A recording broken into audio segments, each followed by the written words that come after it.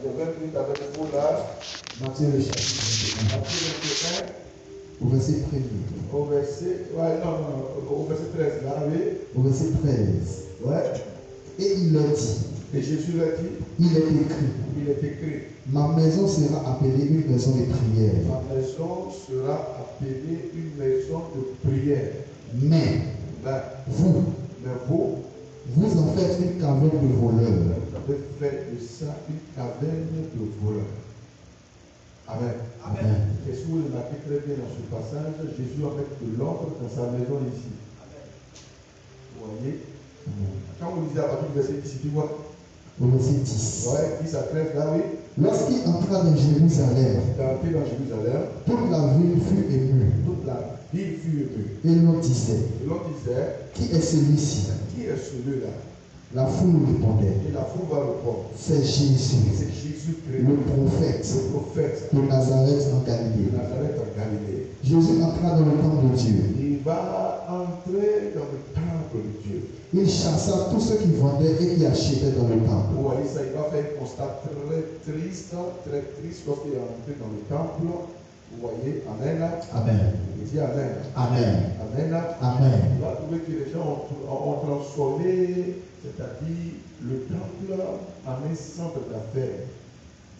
Vous voyez, le centre, ça dit le temple de Dieu, et le temple de Jérusalem, ils ont transformé ça en un centre de business. Vous voyez, qu'est-ce que Jésus va constater? Il va constater que les sacrificateurs n'étaient plus à leur poste.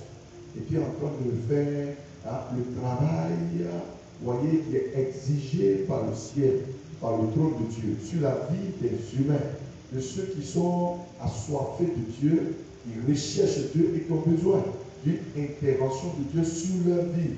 Vous voyez, de ceux qui aspirent au salut de leur esprit, de leur âme et de leur corps. Vous comprenez très bien.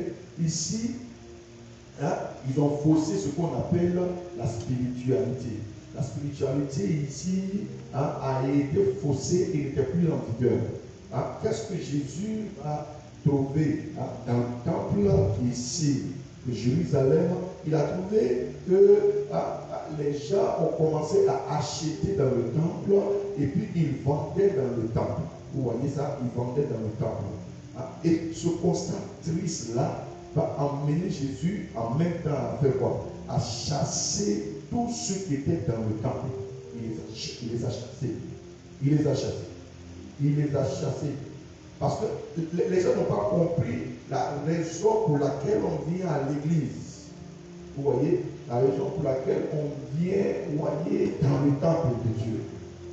Vous voyez, mais non, le temple de Dieu n'est pas un marché. N'est pas un marché. Vous voyez, où on vient pour venir vendre les choses que les gens vendent dans les marchés, dans les supermarchés et dans les boutiques. Et puis ça s'est retrouvé, vous voyez, dans le temple. Dans le temple. Et ce qui est encore grave, c'est que Jésus a trouvé même pas, c'est-à-dire des animaux qui étaient dans le temple. Ils ont transformé non seulement le temple en un marché, mais le temple aussi en un abattoir. Vous voyez ça? Les animaux que les gens envoyaient pour donner aux sacrificateurs afin d'expier ces animaux-là pour le pardon de leurs péchés, vous me comprenez? Les sacrificateurs, c'est-à-dire, ont fait installer dans le temple les vendeurs de moutons, vous voyez, les vendeurs de pigeons et autres, pour que les gens n'aillent pas loin pour aller acheter les animaux qu'on va immoler et sacrifier pour le pardon des péchés. Et ceux qui vont installer là, pour qu'ils puissent vendre dans le temple, en vendant les bénéfices, ils allaient en même temps se partager avec les sacrificateurs. Vous voyez, ceux qui exerçaient le sacerdoce et qui étaient les serviteurs. Et les serviteurs de Dieu. Vous comprenez, les serviteurs du Tout-Puissant. Écoutez-moi très bien. Quand Jésus est rentré et qu'il a vu qu'ils ont transformé le temple en autre chose, qu'est-ce qu'il a fait? Il a pris en même temps le fouet et il a chassé ceux qui étaient dans le temple. En les chassant, il va dire oui. A continué, puis il dit quoi, oui? Il renversa les tables des changeurs Il a renversé les tables des échangeurs d'argent et les sièges des vendeurs de pigeons. ou les sièges des vendeurs. Les pigeons viennent faire quoi dans le temple de Dieu? Un temple où on dit qu'il a fallu 46 ans pour construire. Hein? Vous voyez, 46 ans pour construire le temple de Jérusalem. Et Jésus va venir trouver là, hein? C'est-à-dire les pigeons là-dedans, hein? Les moutons. Hein? Vous continuez, puis il dit, oui, allons-y. Verset 13, il va dire quoi? Il est dit. Il va leur dire. Il est écrit. Il est écrit. Ma maison sera appelée une maison de Ma prière. maison sera appelée une maison de prière. Mais vous en faites une caverne de voleurs. Vous allez faire de ça une caverne de voleurs. Ma maison sera appelée une maison de prière. La prière. La prière. La prière. En définition, la prière, c'est demander et recevoir de Dieu. C'est ça que la définition de la prière. Donc la prière efficace, selon la Bible, c'est demander et puis recevoir de Dieu. Et c'est ce que l'Éternel va dire. Et l'image, le symbole de son temple. Sa maison sera appelée une maison de prière. Quand tu pries, prie, et que tu ne reçois pas, ça c'est pas la prière. C'est pas la prière, ça. C'est pas la prière. Vous voyez? Ça c'est la catégorie de prière inutile. Regardez une chose qui est très importante. Amen. Amen. Je dis Amen. Amen. Je dis Amen. Amen. C'est Jésus qui parle ici. Il dit, la maison sera appelée une maison de prière. C'est pas ça? Amen. Amen. Amen. Amen. Amen. Est-ce que vous savez que l'arme la plus puissante que le monde n'ait jamais connue, c'est la prière. L'arme la plus puissante.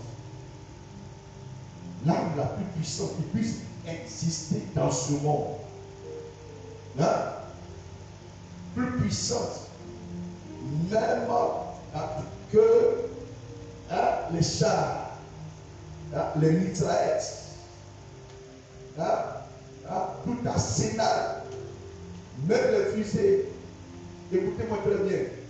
L'arme la plus puissante qui existe sur la terre, c'est la prière. La prière, c'est demander et puis recevoir de Dieu. Quand tu demandes et que tu ne reçois pas de Dieu, c'est qu'il y a un problème. C'est qu'il y a un problème. Ça, c'est un grand obstacle. Un grand obstacle. Vous voyez? Écoutez-moi très bien. L'Éternel va donner même l'image du temple de Dieu. Oui, allons-y. Prends Genèse 28 là. Le verset 12 à 13 et puis 16 à 17. J'arrive le chapitre 28. Ouais. Au verset 12. Ouais. Il eut un songe. Il va avoir un songe. Voici. Et voici. Une échelle. Une échelle qui est appuyée sur la terre. Et son sommet touchait au ciel. Son sommet touchait le ciel. Et voici. Ouais. Les anges de Dieu montaient et descendaient. Et voici, l'Éternel se tenait au-dessus d'elle. Et Dieu était au-dessus de l'échelle. Et il dit, et Dieu va dire, je suis l'Éternel, d'accord, le Dieu d'Abraham, ton père, Amen, et le Dieu d'Isaac. Amen. Amen. 16 à 17. Et puis il dit, oui, verset 16. Verset 16. Jacob s'éveilla de son sommeil et il dit, Jacob s'est éveillé de son sommeil et il va dire, certainement, l'Éternel est en ce lieu. Dieu est en ce lieu-là. Et moi je ne le savais pas. Moi, je ne le savais pas. Il eut peur et dit, il va avoir peur, il va dire, que ce lieu est redoutable. Mais ce lieu est redoutable. C'est ici la maison de Dieu. C'est ici la maison de Dieu. C'est ici la porte des cieux. C'est ici la porte des cieux. Donc la maison de La maison de Dieu ici, en définition, vous voyez, c'est la porte des cieux. La porte des cieux. La porte des cieux. Et il a fallu que Dieu fasse sortir Jacob de son ignorance, de cette grave ignorance-là, parce qu'il n'avait pas encore connu ce qu'on appelle la maison de Dieu. Vous voyez, la maison de l'Éternel, la maison du Dieu très haut. Hein? Qui signifie la porte des cieux. Tu as la porte des cieux. Et quand tu as cette porte-là, c'est que tu es dans la maison de Dieu.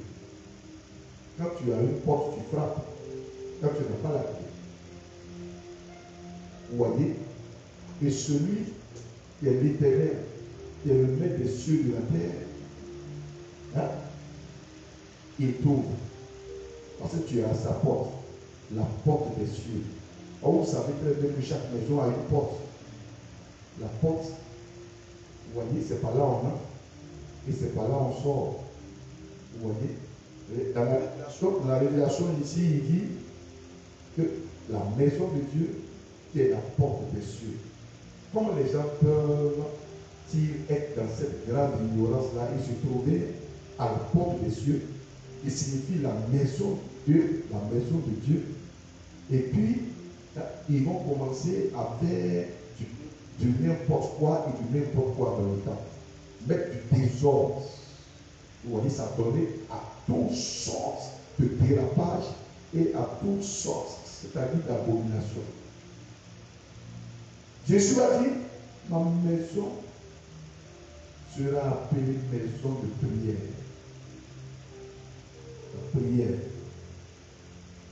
est la respiration du chrétien. Quand on bouge ton nez, que tu n'arrives plus à respirer, tu seras étouffé, que tu tombes mort. Vous voyez, celui qui n'a pas de respiration cesse de vivre. C'est cessation de vie. La respiration.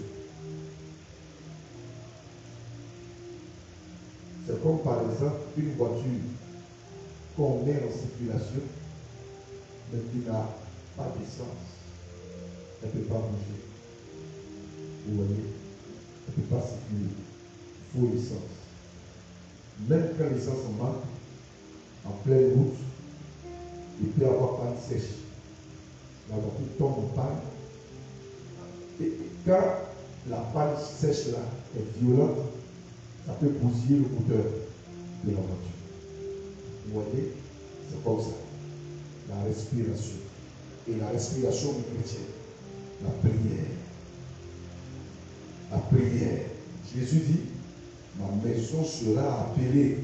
Cette maison, vous voyez, où il a vu dans cette vision que Jacob a reçu les anges qui montent et qui descendent. Les anges qui montent et qui descendent. Et puis Dieu était au-dessus. Vous voyez, Dieu était au-dessus. Vous voyez, il était au-dessus. La prière. La prière. La vie de prière. Amen. Il dit Amen. Amen. Il dit Amen. Amen. Il dit Amen. Amen. La prière. La prière. Quand tu cesses de prier, Amen. Amen. Tu meurs spirituellement. Vous voyez, le manque de vie de prière est égal à la mort spirituelle. Est égal à la mort spirituelle. Jésus a dit, ma maison sera appelée une maison de prière. La prière, c'est dialoguer avec Dieu. Tu parles à Dieu et puis Dieu il te parle. La prière, c'est la communication avec Dieu.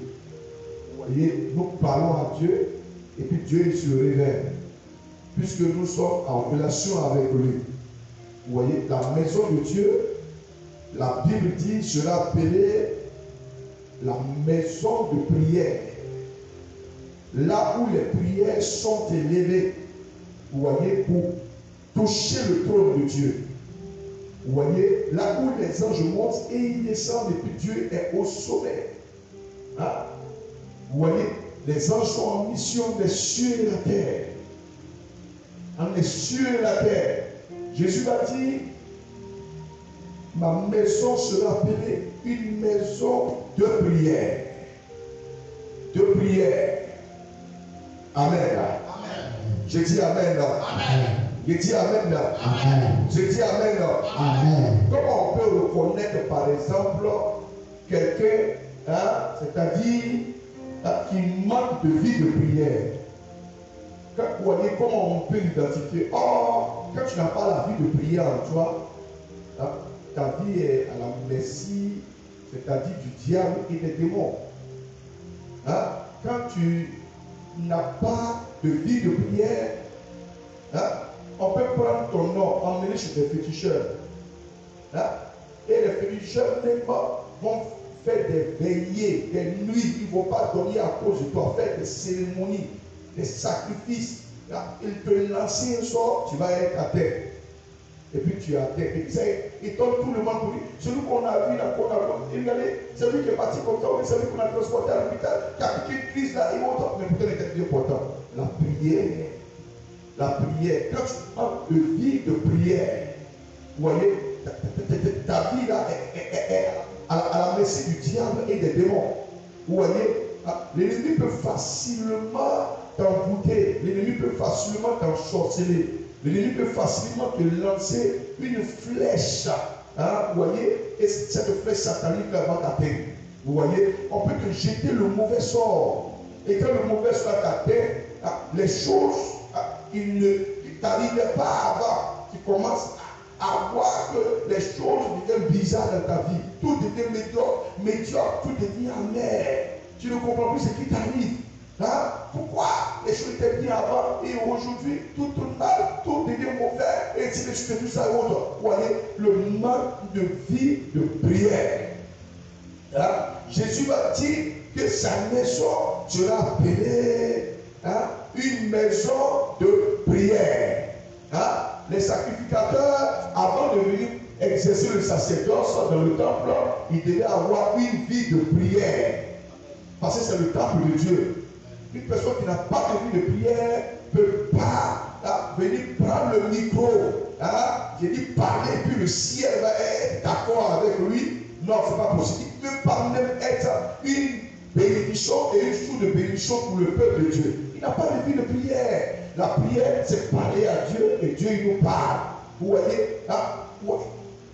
Tout ton département, toute structure dans l'église, tous ceux qui sont en tant que, c'est-à-dire les responsables, vous voyez, ceux qui sont en tant que les autorités, ceux qui sont en tant que les leaders et autres, ils sont au préalable d'abord, vous voyez, avant d'entrer dans le ministère et d'exercer le ministère. Vous voyez, ils doivent d'abord avoir ce qu'on appelle une vie de prière. Jésus dit, ma maison sera appelée une maison de prière.